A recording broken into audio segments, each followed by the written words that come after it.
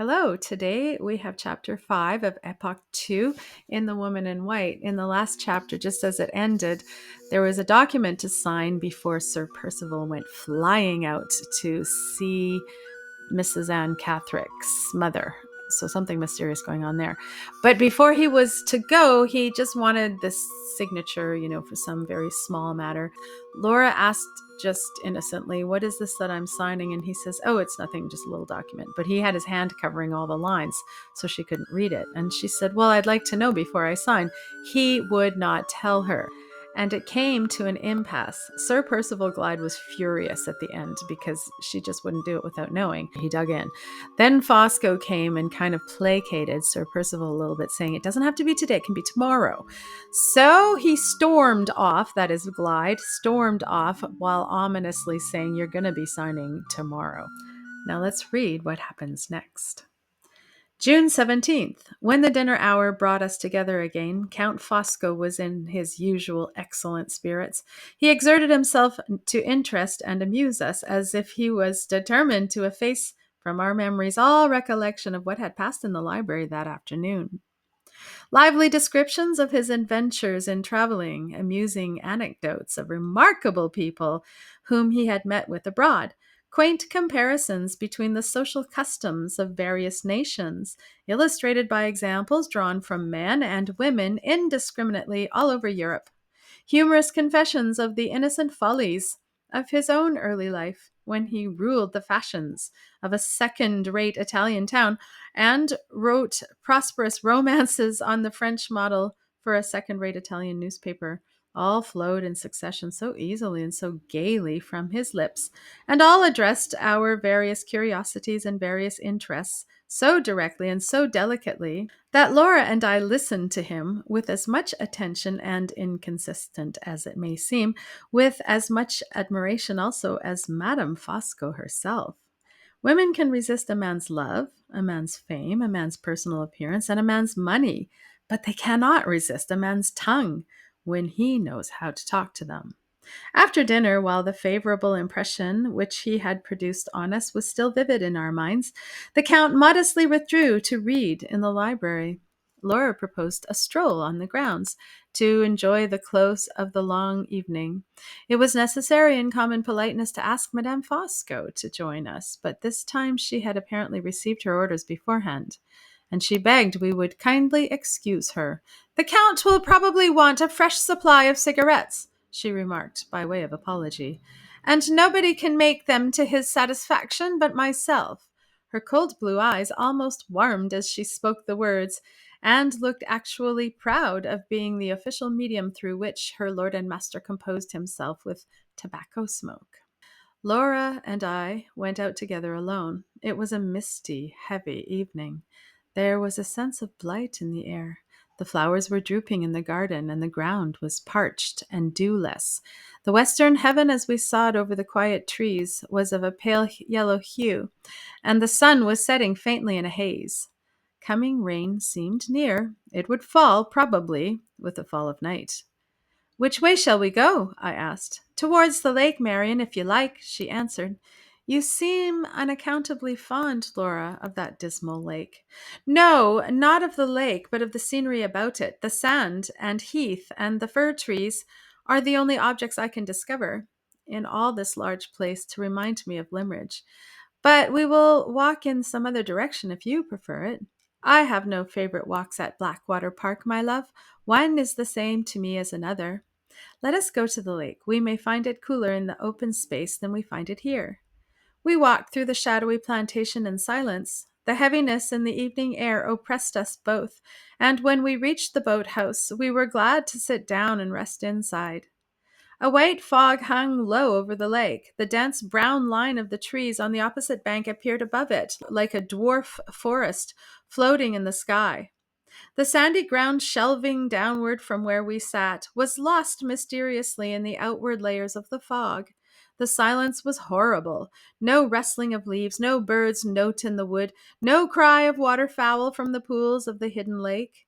Even the croaking of the frogs had ceased tonight. "It is very desolate and gloomy," said Laura, "but we can be more alone here than anywhere else." She spoke quietly and looked at the wilderness of sand and mist with steady, thoughtful eyes. I could see that her mind was too much occupied to feed the dreary impressions from without, which had fastened themselves already on mine. I promised, Marian, to tell you the truth about my married life, instead of leaving you any longer to guess it for yourself, she began. The secret is the first I have ever had from you, love, and I am determined it shall be the last. I was silent, as you know, for your sake, and perhaps a little for my own sake as well. It is very hard for a woman to confess that the man to whom she has given her whole life is the man of all others who cares least for the gift. If you were married yourself, Marian, and especially if you were happily married, you would feel for me as no single woman can feel, however kind and true she may be. What answer could I make? I could only take her hand and look at her with my whole heart, as well as my eyes would let me. How often, she went on, I have heard you laughing over what you used to call your poverty. How often you have made me mock speeches of congratulation on my wealth. Oh, Marian, never laugh again. Thank God for your poverty. It has made you your own mistress and has saved you from that lot that has fallen on me. A sad beginning on the lips of a young wife, sad in its quiet, plain-spoken truth. The few days we had all passed together at Blackwater Park had been many enough to show anyone what her husband had married her for. You shall not be distressed, she said, by hearing how soon my disappointments and my trials began, or even by knowing what they were. It is bad enough to have them on my memory. If I tell you how he received the first and last attempt at remonstrance that I ever made, you will know how he has always treated me as well as if I had described it in so many words. It was one day at Rome, when we had ridden out together at the tomb of Cecilia Metella.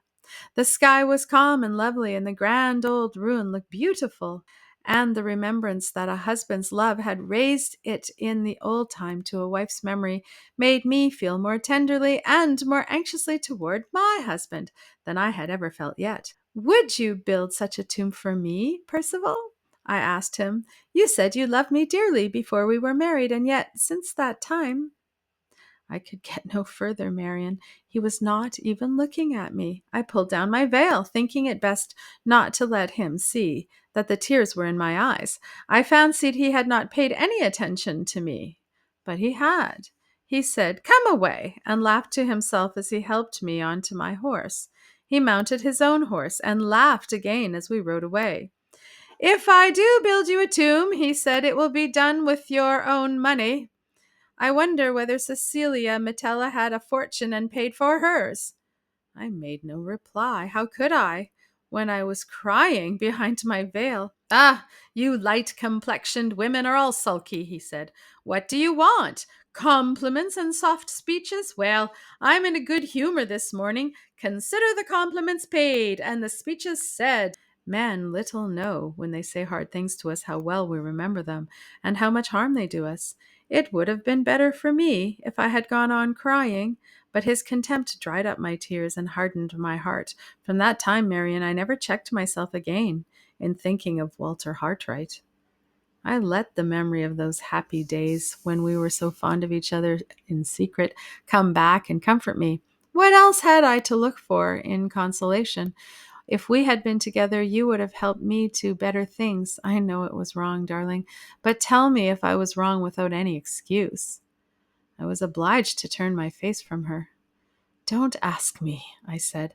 "Have I suffered as you have suffered? What right have I to decide?" "I used to think of him," she pursued, dropping her voice and moving closer to me.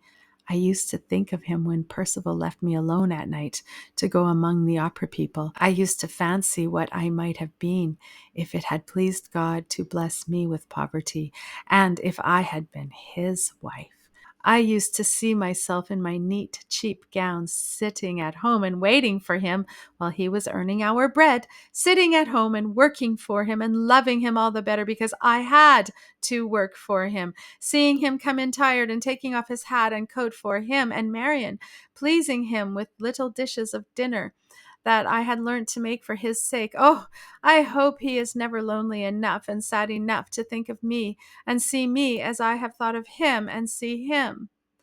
As she said those melancholy words, all the lost tenderness returned to her voice, and all the lost beauty trembled back into her face. Her eyes rested as lovingly on the blighted, solitary, ill-omened view before us, as if they saw the friendly hills of Cumberland in the dim and threatening sky.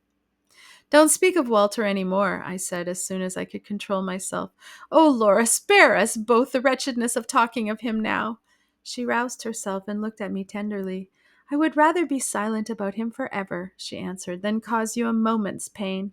It is in your interests," I pleaded. "It is for your sake that I speak. If your husband heard you—" "It would not surprise him if he did hear me." She made that strange reply with a weary calmness and coldness. The change in her manner when she gave the answer startled me, almost as much as the answer itself. "Not surprise him?" I repeated. "Laura, remember what you are saying. You frighten me." "It is true," she said. "It is what I wanted to tell you today when we were talking in your room. My only secret when I opened my heart to him at Limmeridge was a harmless secret, Marian. You said so yourself. The name was all I kept from him, and he has discovered it." I heard her, but I could say nothing. Her last words had killed a little hope that still lived in me. "It happened at Rome," she went on, as wearily calm and cold as ever. "We were at a little party given to the English by some friends of Sir Percival's, Mr. and Mrs. Markland. Mrs. Markland had the reputation of sketching very beautifully, and some of the guests prevailed on her to show us her drawings. We all admired them, but something I said attracted her attention particularly to me. "Surely you draw yourself?" she asked. "I used to draw a little once," I answered, "but I have given it up." "If you have once drawn," she said, "you may take to it again one of these days, and if you do, I wish you would let me recommend you a master." I said nothing. You know why, Marian, and tried to change the conversation, but Mrs. Markland persisted. "I have had all sorts of teachers," she went on, "but the best of all, the most intelligent and the most attentive, was a Mr. Hartright. If you ever take up your drawing again, do try him as a master. He is a young man, modest and gentlemanlike. I am sure you will like him." Think of those words being spoken to me publicly in the presence of strangers who had been invited to meet the bride and bridegroom. I did all I could to control myself. I said nothing and looked down close at the drawings. When I ventured to raise my head again, my eyes and my husband's eyes met, and I knew by his look that my face had betrayed me. "We will see about Mr. Hartright," he said, looking at me all the time. "When we get back to England, I agree with you, Mrs. Markland. I think Lady Glyde is sure to like him."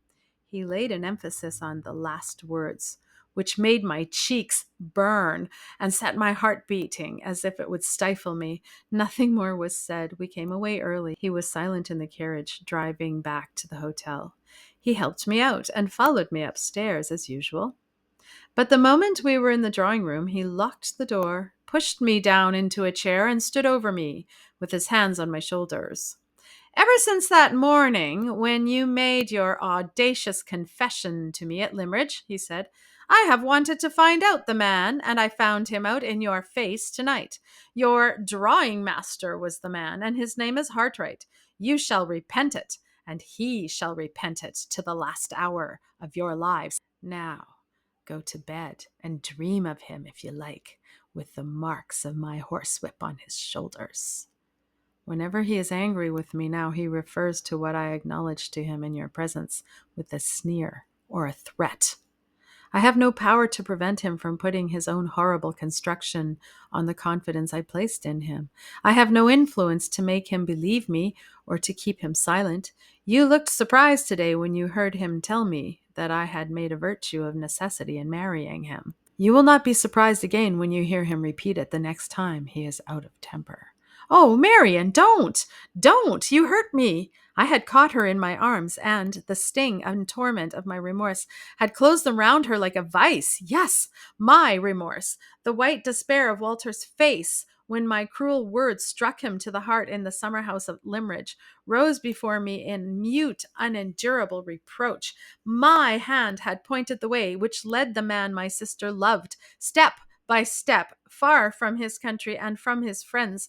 Between those two young hearts I had stood, to sunder them forever, and the one from the other, and his life and her life lay wasted before me, alike in witness of the deed. I had done this, and had done it for Sir Percival Glyde. For Sir Percival Glyde.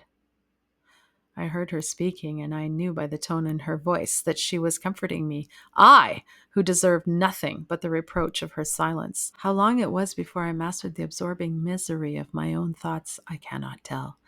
I was first conscious that she was kissing me, and then my eyes seemed to wake on a sudden to their sense of outward things, and I knew that I was looking mechanically straight before me at the prospect of the lake.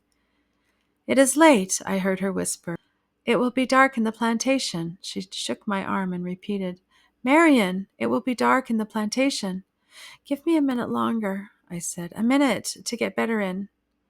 I was afraid to trust myself to look at her yet, and I kept my eyes fixed on the view. It was late.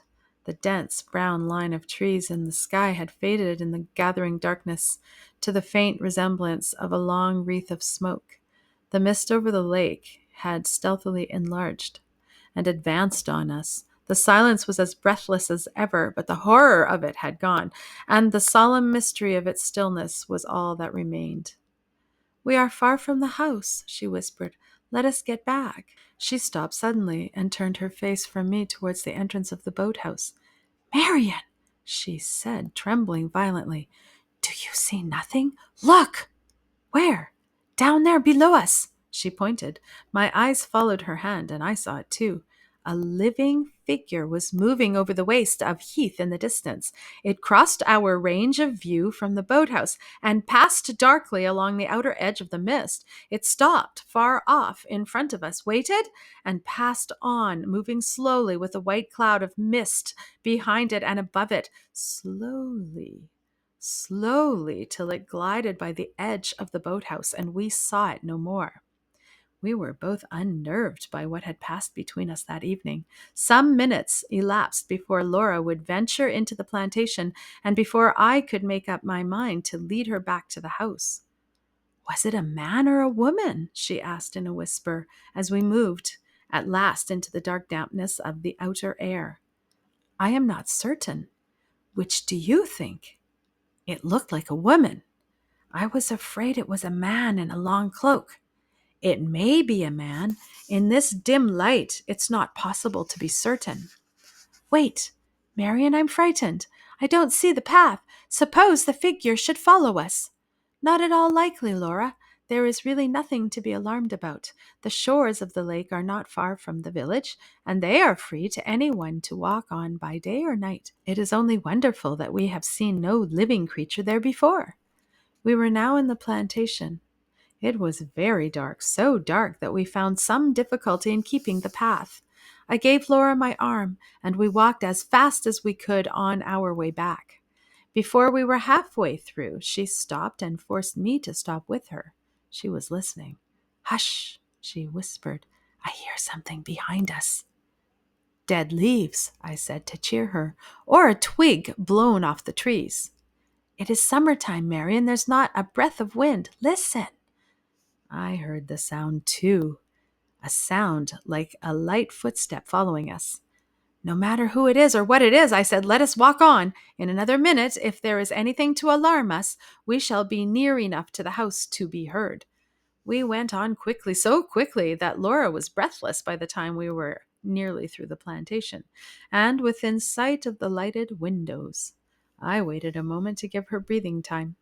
Just as we were about to proceed, she stopped me again and signed to me with her hand to listen once more. We both heard distinctly a long, heavy sigh behind us in the black depths of the trees. "Who's there?" I called out. There was no answer. "Who's there?" I repeated.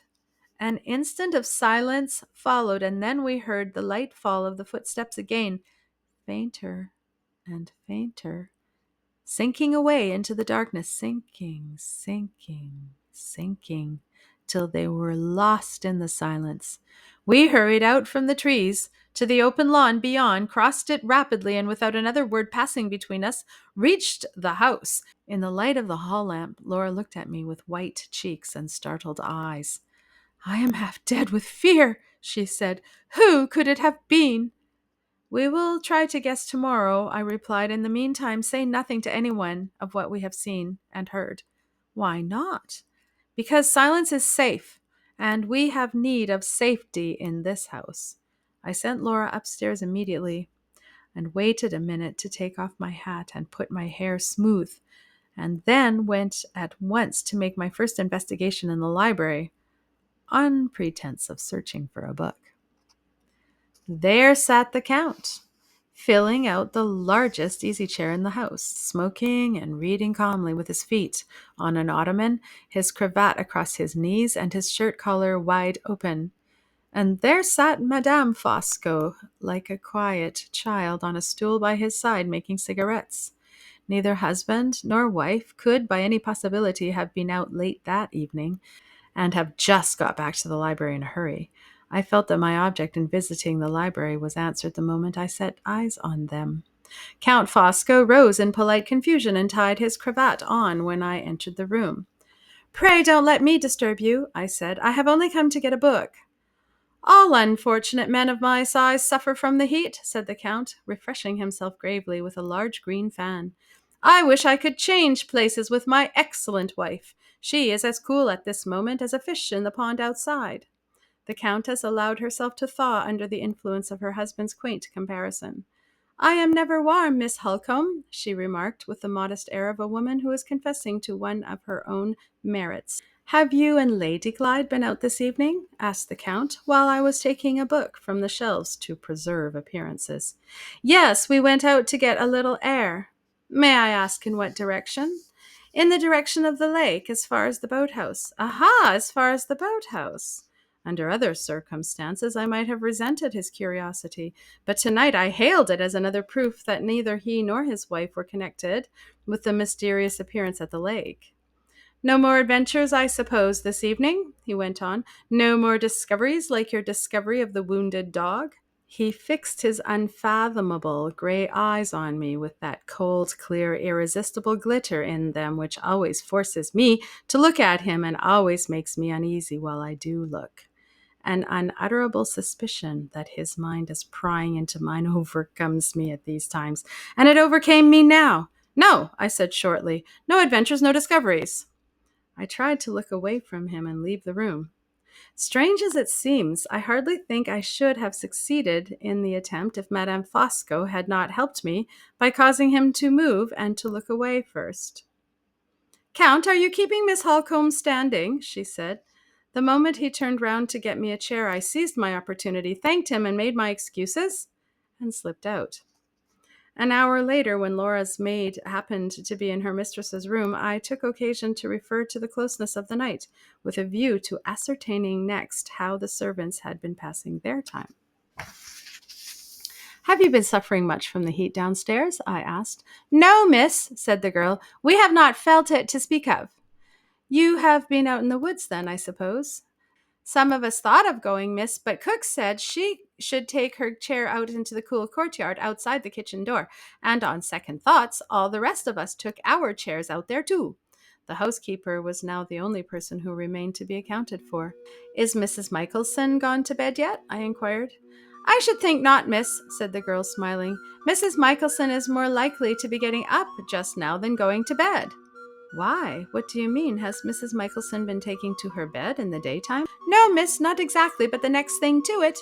She's been asleep all the evening on the sofa in her own room." Putting together what I observed for myself in the library and what I had just heard from Laura's maid, one conclusion seemed inevitable. The figure that we saw at the lake was not the figure of Madame Fosco, of her husband, or of any of the servants.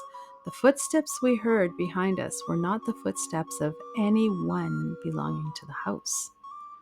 Who could it have been? It seems useless to inquire. I cannot even decide whether the figure was a man's or a woman's. I can only say that I think it was a woman's. End of chapter 5.